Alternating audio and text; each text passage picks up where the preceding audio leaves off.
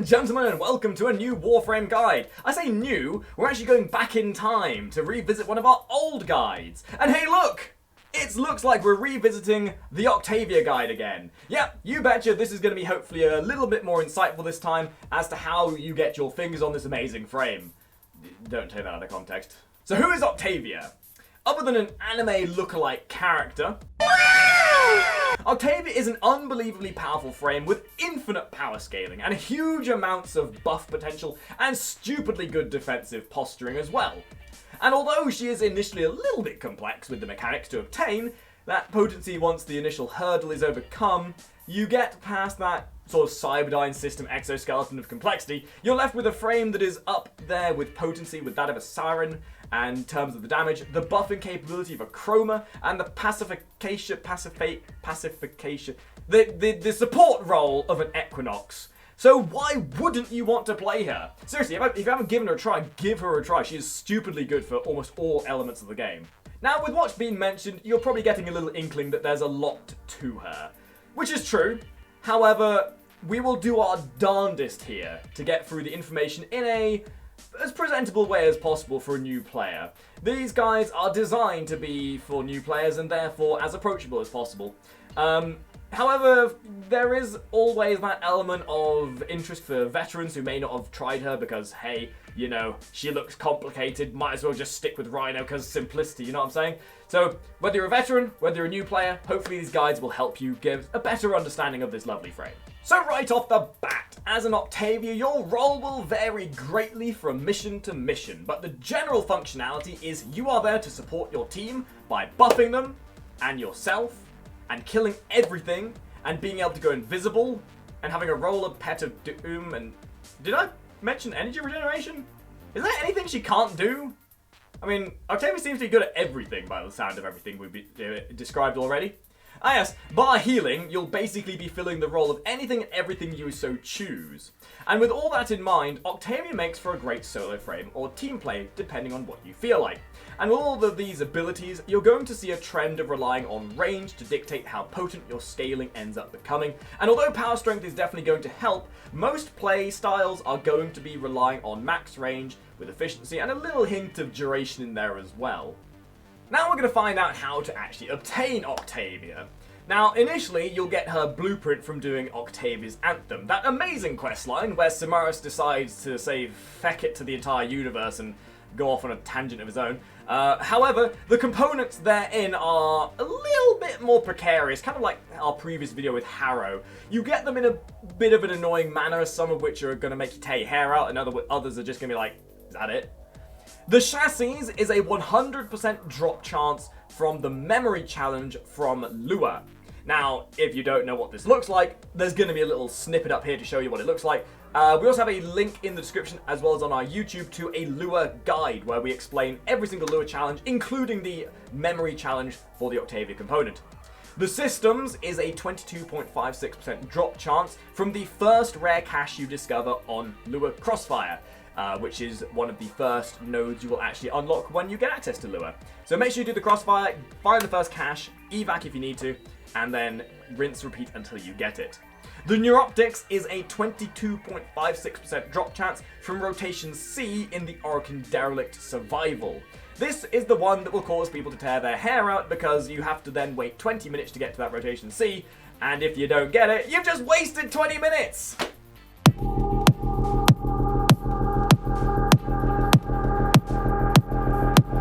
Before we go deep into the abilities, we need to take a look at one very important thing, which is going to be the deciding manner on how good your Octavia ends up being, which is your mandachord. And this will dictate how easy or how hard you make it for yourself to generate buffs. In short, the mandachord, thank you Zabona, is a passive instrument Octavia has access to through her arsenal. So to get this, you'll need to go through your arsenal, go to appearance, and then the option is down in the bottom right. This is a very interesting instrument, which is basically the closest thing to Guitar Hero you're going to have within Warframe. This allows you to place notches on this circular disc that appears around you. Each notch that you put down will then generate a note on the mandachord. Each of these notes you generate will then cause you to have a tempo. and this is something that we'll be covering a bit more later. This is a really cool device within the game that almost has a bit of a micro game within the game itself. So if we turn the sound up here a moment, you'll hear what I mean. So people are very creative with this. There have been a lot of people who've made some very funky songs, like for example, we have this here. But you've got to bear in mind, the more complicated you make the sound, the more complicated it will be to generate your resonance, which is something we'll cover a bit later. But if you just want to have fun with this is something that you can spend hours and hours perfecting and having some fun with. But this is important for a different reason, because a lot of Octavia's abilities rely on this instrument. And the way you deal with this will end up dictating how you then generate your buffs later down the line, as we already mentioned. The differential between a person who has mastered Octavia and somebody who's okay with Octavia is somebody who understands the importance of building a good mandachord for a optimal or efficient way of generating your buffs. Now, there's nothing specifically wrong with generating a song which is fun and cute and awesome, but you can make life easier yourself by making the songs simpler. So dictate how you want to play, have some fun with it, to give this a bit of a practice, because this at the very least is fun to work with. And although it may look a little bit complicated, you can have a great deal of fun generating your own songs. Things to keep in mind with this is that you can purchase additional instruments through the microtransaction system. I believe most of them are bought with platinum. You can have multiple different songs, you can have bass, you can add things, you can take things away. There's a lot of adaptability within this, so give it a once over just to make sure you understand the functionality of each role within this, because that'll then help you understand a lot of stuff we'll be dictating with the actual abilities. But wait! There's more! Octavia has a second passive. Greedy girl, isn't she? Inspiration is this passive, and is a much simpler passive than her mandachord. Casting an ability will regenerate a buff which will regenerate 1 energy per second for 30 seconds. To yourself and allies within 15 meters. So if we use my little buff here, that is then going to start regenerating my energy, if you look down at my energy bar. And this stacks for each ability you cast. If you cast all 4 of your abilities, you're going to start generating a lot of energy over that course of time. Also, activating your transference also counts towards that as well. So you can have up to 3 to 4 stacks of this at any given time, which will then generate a lovely amount of regeneration for your team, as well as yourself. Now we're going to be moving on to something a little bit more different this time, because normally we introduce these abilities individually, but these two abilities are so synergistic that we kind of got to introduce them at the same time. These abilities are Mallet and Resonator. We're going to look at Mallet first. Octavia will throw a spherical music device, like so, which hovers in place for 20 seconds. The mallet is an untargetable object from enemies and will play your mandachord song over the duration. This will, in turn, attract enemies, so if we just summon some dudes here a moment. So if we throw down the mandachord like so, the enemy will now be attracted to the mandachord like mother freakers. They are going to be distracted, they're going to be perplexed, they're going to be like, hey, what's that thing over there? This is a super awesome ability that will work in tangent with your other abilities. The object itself will cause the enemies to shoot at it, causing the damage to be stored as a buff. The damage stored is converted into blast damage and multiplied by 2.5 times and rhythmically dealt to all enemies within a radius of 10 meters from the mallet. So the more tempo of a song you have, the more frequently this will then generate the damage to those enemies. And this is also where the high scalability comes in, because the higher the scalability, the more damage they're going to deal to the enemy. The second ability that works in conjunction with Mallet is Resonator. Resonator is a throwable roller ball. The roller ball will last for 20 seconds. The roller is an invulnerable and will continuously play music over the course of its duration and roam around the nearby terrain, seeking out enemies to bump against in an annoying fashion. So again, based on the music you gave it, this will depend on the pacing of the damage it deals. The Resonator emits an aura with a minimum radius of 6 meters, causing enemies to cease all aggression and follow the Resonator like mice to the Pied Piper. For each enemy charmed, the Resonator charm radius will expand, and upon reaching a maximus of 15 meters. Charmed enemies rhythmically receive up to 125 blast damage per beat while they remain in the charm. And this is where things will get interesting, because now we're going to combine them together. So to show how this Transformer combined robot is going to work, we're going to summon level 160 enemies and show you exactly what happens when you throw both of them down. The way this works is you're going to put down either your mallet or your resonator first, like so, and then you put down the resonator. The resonator will actively seek out the enemy, will actively seek out the mallet. It will then pick up the mallet and allow it to piggyback on the back of it like a midget trying to get help from a really tall person reaching something off the top of a shelf. Stacking up both of their abilities on top of each other and thusly expanding them further with an additional passive damage over time that deals damage based on the power strength you have. The damage of each of their individual auras is then subsequently dealt as per the normal. Each of these abilities have an individual augment for themselves. The mallet has the augment called Partitioned Mallet, which essentially allows you to generate 2 mallets rather than 1. However, each individual mallet will have a range reduction of 50%. Something to keep in mind is you cannot cast the second mallet within the radius of the first mallet. This allows you to make much better control, make much better specifications on where you want to deal your damage. Bearing in mind that, of course, only one resonator can be active at any given time, it will then thusly pick up that resonator and move around with that individual one, and it will allow you to then stack that mallet buff on top of each other. However, you just can't cast them on top of each other. That's the only problem. So this is really nice if you want to be able to stack the damage a little bit. And with all of these abilities and augments, you'll notice that there's a very big hint towards making use of the activity of your enemy.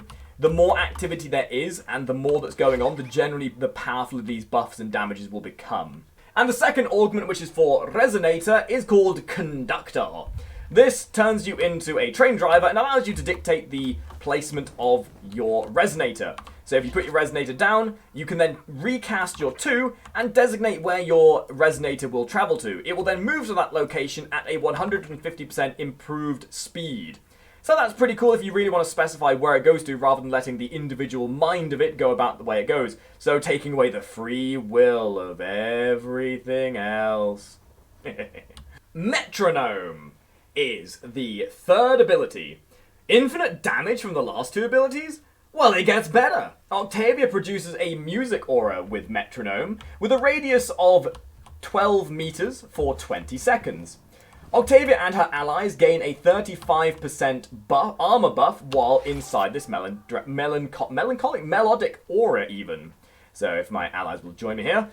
This, as if the armor isn't enough, performing a specific action while in this will give buffs relevant to that action. You can have multiple of these buffs active at any given time, assuming you've performed the action to get them.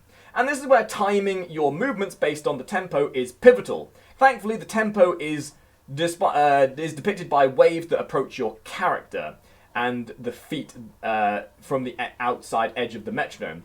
Most buffs require you to use the Synchronize buff, which is generated by performing these actions. And this is where the synergy between knowing your tempo is going to come in handy. The first buff you're going to generate is called Vivus. By using your metronome and jumping to generate this buff, you'll gain a 30% movement speed increase for 15 seconds, which is super cool, especially if you want to go super speedy around the area. Bear in mind, this is dictated by power strength, so the more power strength you have, the faster your team and yourself will be able to move. However, it does not scale that dramatically, so you don't need to specifically worry about it, but the extra movement speed is nice. The second buff is called Nocturne. Crouching continuously to the beat will then allow your team to gain invisibility, which is super cool because then you can turn into a stealth frame. As if Loki didn't have enough to worry about as it is with Ivara being in the existence. The third buff is called Opera. Firing your ranged weapons, in fact, if we all want to come over here for a moment, please. Firing your ranged weapon whilst using this will increase multi-shot by 30% for 15 seconds, which is super cool and will be really useful for some big enemies. And the final buff is called Forte.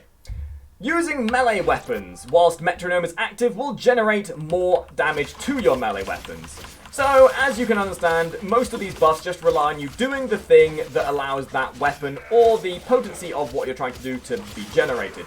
So using melee weapons will make your melee weapons stronger, using your rifles will make your rifles stronger, and then crouching will make you invisible, and jumping will make you run faster. In the simplicity form of it. then making sure you time up those movements to your tempo is then where a lot of that potency will also come from. Now, the damage potency, the buff potency of both the mallet, the resonance, and the buff you generate with this are all affected by power strength. The duration of all of these buffs, as well as the longevity of your mallet and resonance, are all affected by duration. That is pretty much the only thing you need to worry about with all three of these abilities. So just make sure you have power strength, make sure you have some duration, and these buffs will last much, much longer. Amp is Octavia's 4, and her coup de grace, so to say. Octavia throws out an amp in the direction she aims, and upon impact will deploy into a dance floor of sorts. This will encompass the surrounding terrain in a field of sound sensors with a radius of 14 meters for 30 seconds. While standing inside the amp field, allies and yourself will gain a scaling weapon damage multiplier with a minimum of 0.25 improvement and a maximum of 2.0 improvement depending on the level of sound within this field. The buffs and potency of the amp are entirely dictated by what is going on within this, much like how the other abilities are dictated by how much is going on. This then adds to that further by giving you powerful buffs depending on the sound levels. So the more enemies you have around you, the more enemies you have with you, the more things that you're shooting, the more weapons you're dealing with, the bigger this buff will become. So a lot of what Octavia deals with is the consistency of motion and dealing damage. The more you do, the more you get in return. So in short, everything within this field gets buffed, and the more stuff you do, the bigger the buffs become. So kill more, get bigger buffs. Yay! The field radius is affected by ability range. The duration is affected by ability duration. Funnily enough, much like all of these abilities, you'll find that range is the fundamental thing that will dictate how much of an area these will affect, and then having the duration will allow them to last longer. However, with most builds, you'll never really need to worry about the duration as you'll be casting these on the fly. And because you have that natural amount of energy regeneration, I would never worry about duration too much unless you're planning on doing a bit of a solo build. So what do we get when we bring this all together? Once you have each of the abilities down, you will get a massive amount of damage, you'll get a massive amount of buffs, and your team will be destructive, capable of almost anything. So when you put this down, your team can go absolutely nuts and destroy everything around them with the buffs, the damage, and everything your team should ever so desire. This is an immensely fun frame, and in the right scenario can be one of the most powerful. You just need to realize that there's a bit of understanding of synergy between abilities needed to unlock that potency, because there is infinite scalability should you play Octavia right. And finally, we're going to have a quick look at the builds. Now, something you'll notice between all of these, they all seem somewhat similar, and we're only going to really look at some really basic builds that will be fundamentally very useful for beginner players. And honestly, there's not really much else you really need to do with Octavia to get the potency out of her, as even with minimal range, you'll still have plenty of range, especially if you stack up the abilities to make them bigger. So this build we have right here is a generalized build that covers a lot of duration, a bit of range, a bit of power strength to give all of your abilities a bit more potency. And what we're working with here is, in terms of the aura, anytime we show a build, the aura can be whatever. I'd prefer corrosive projection because it means the enemies take more damage in most cases and it helps your entire team. Energy siphon can be nice as well if you feel like you lack a bit of energy generation, but it's entirely personal preference. Something to keep in mind with these builds as well is they are all down to you to understand. As much as I show builds that I have personally made, it is down to you to find whether these builds work for you and change them if you feel like you could change them for your own benefit. Moving on from this, with this specific build, which is a general playstyle, we've got Cunning Drift, Augur Reach, and Stretch to add to the range. There is a bit of a preference towards range here, as the more range you have, the better scalability you have, because you have more enemies encompassed by the amp, more enemies encompassed by the mallet, therefore more enemies get entrapped, and so forth, so on. You can see the flow here. Speaking of flow, we have Prime Flow for that extra energy, and because we have all that extra energy for the survivability with this, we have Quick Thinking. We then have Duration in the form of Constitution. We have then Prime Continuity to go with that as well. The only power strength we really have with this is Transient Fortitude. You could subsequently replace this with Intensify should you wish. And then we also use Streamline for the efficiency. Bear in mind, you don't need to go too heavy on the efficiency, as you do just have that natural energy regeneration anyway. And as long as you keep your abilities active, you'll always have energy coming in for you. The second build is a slightly more focused towards solo play. The way I see it, when you're playing Octavia as a solo, you need as much range as possible because you don't have your team backing you up here. So we've gone for a bit more range and a little bit less on the power strength. Because even with any build you go for with Octavia, you don't necessarily need power strength, because you have infinite scalability in the first place anyway. It's just power strength allows those scalabilities to stack slightly more efficiently. So with this build, you're not really going to be looking so much at the buffs, as opposed to using your roller and your amp and then your mallet in combination to keep control of an area, allowing enemies to be distracted, and then allowing your infinite scalability to deal the damage for you. It just takes a little bit more to ramp up with this build. So with this, much like before, we've got corrosive projection. Again, aura's down to you. We have a lot of range. In fact, range is the priority here. We've got cunning drift, overextended, reach, and stretch. We've got quick thinking again for that survivability. You won't have as much utility from this because you are going to be lacking flow with this build. You then have intensify to have some power strength on there. You could in theory swap this out for flow should you wish. I personally just like having some power strength to help that scalability go up in some manner. You then have constitution with the extra duration that keeps your abilities up even longer, and with the minus knockdown, that's then beneficial as well to make sure that you can get back up should you get knocked down. And then of course streamline for the efficiency. So the builds are very linear. There's a lot of focus to range, duration. Power strength is sort of up to you to dabble with what you want, and realistically Octavia can be modded in almost any way you so fit, so long as you feel comfortable with the way it's working. The toughest part is understanding that damn mandachord. So give that mandachord a good try, figure out which builds work for you, and go with it. Octavia is an immense amount of fun, and I truly do love giving her a try, and I would recommend for you too as well. So that's the revamped guide of Octavia. Hopefully it's been a bit more informative than our previous guide. If you like the improvements and you want to see more of this sort of stuff, then please leave a comment down in the comments section below. Tell me what you like about it. Tell me if there's any specific frames you'd like to see in the future. And if you fancy joining us for these, our fellow Tenno here have joined us through the active Twitch. We record these on stream in order to get you guys involved, to answer your questions, and to let you help you dictate how these videos end up being. So if you feel like joining us, I'll leave a link to the Twitch down below, as long as as well as my Twitter. Words are hard. If you fancy joining us, if you fancy following my Twitter, do pop them a follow. It would mean a lot to me if you did. And hopefully, I'll see you all in the next video, my fellow top hatters. Ta-ra!